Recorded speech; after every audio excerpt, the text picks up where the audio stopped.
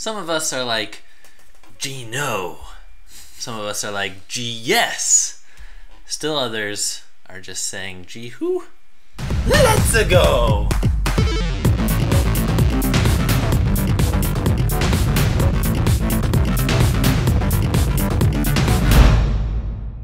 Hey, Simeon, this is one of your episodes, sir. Yes, golly gee. No. You love Geno, right? Yes, I do. Geno's a great character. We actually got this episode suggestion from Glenn. He's like, oh, really? I don't understand what people love about Geno, so could you explain it? And I was like, well, I sure can't. We can talk to our resident Geno expert. That would be me. So I have some questions for you. Questionate me. Is Super Mario RPG Geno's only appearance? Could one person get so famous off of one game?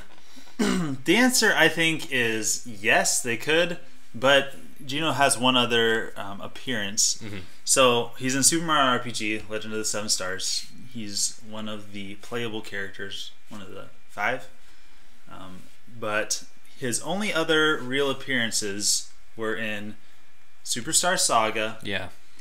And his costume appearance in Smash 4.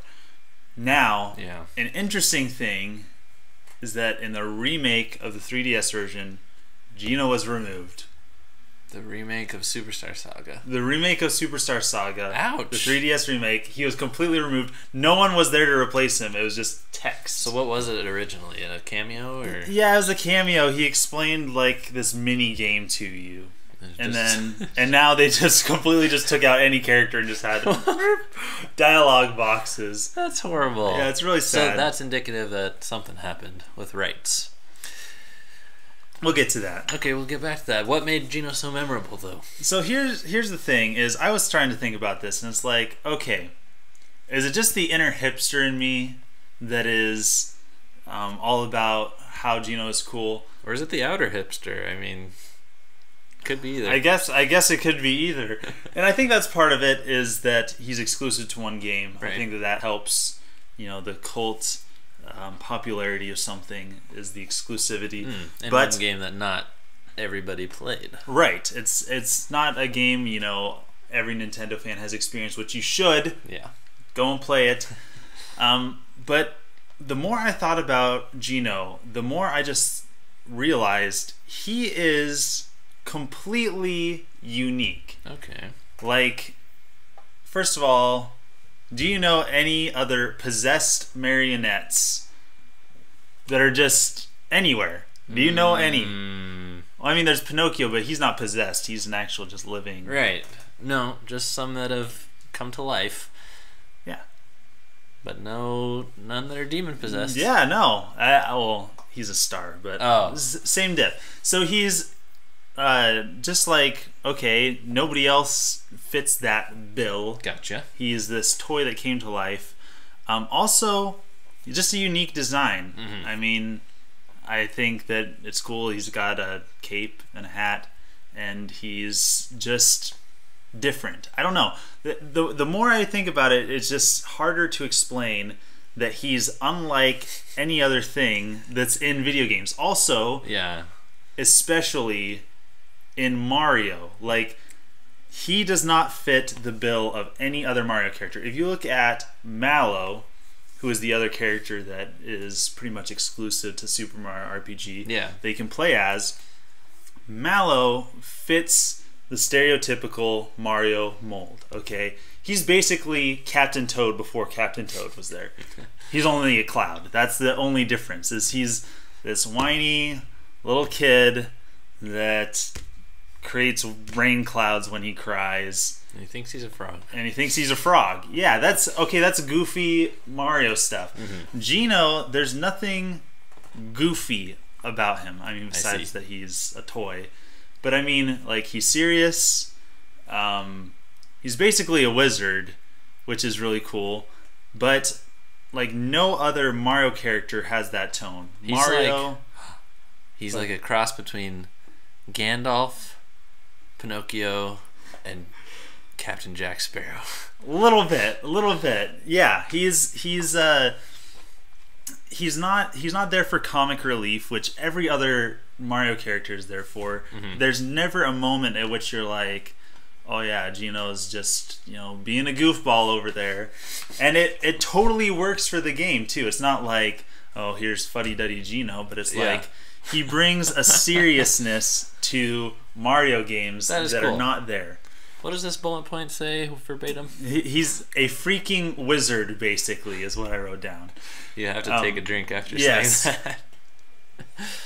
He also has Geno Whirl, which does infinite damage. Yes, we showed all his abilities a moment ago. All right. Who has the rights to Geno's IP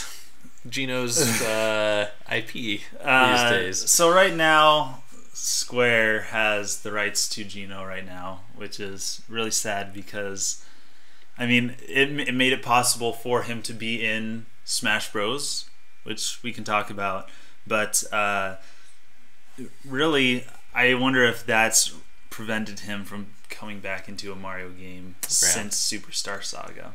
Okay, so how'd this happen then? Because there is like this glimmer of hope that he is in Smash Bros, which is Nintendo. Mm-hmm. However, I'm sure that glimmer of hope was much higher for the brief moment that you thought he was a playable character, and then it was brought down. Yeah. Would you ever buy that costume or play as a Mii? I might. It kind of felt like a slap in the face because I felt like he got so close. Like in Smash Brothers Brawl, he was the character. Like there was like Sonic and then Geno maybe right underneath him that everybody wanted to be in Smash Bros. And Sonic made it in, and no mention of Geno at all. And then here we go with the Smash ballot, and apparently Bayonetta won, even though probably Goku won. But Bayonetta was #1 worldwide, but they included Geno almost as like an honorable mention, and it's like, he, should have made it in Brawl, but it was probably a rights thing. And then now he's still bumped down because there's a newer, more popular character that just probably edged him out. Like, so clearly they could work something out for him to be in the game. Yes. Which means they should be able to really work it out so that he can be in the game. Exactly.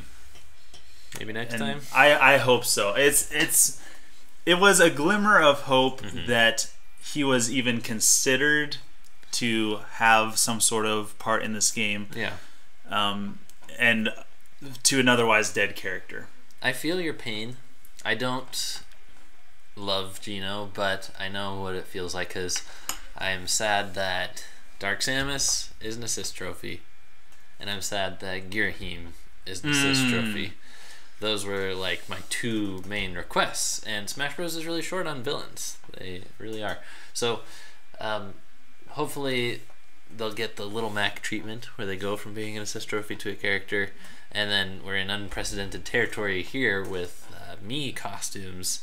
It wouldn't be super surprising if some of those turned into characters, because it is kind of like you said, honorable mention or runner up.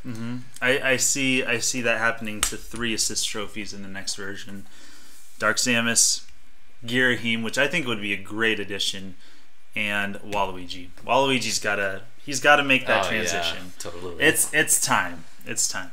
Thanks for watching. Thanks for being a part of the crew. Don't forget to subscribe, become part of the crew, and also, if you are subscribed, that bell icon so that you guys can be notified whenever we do the daily show. See you guys next time. Signing out.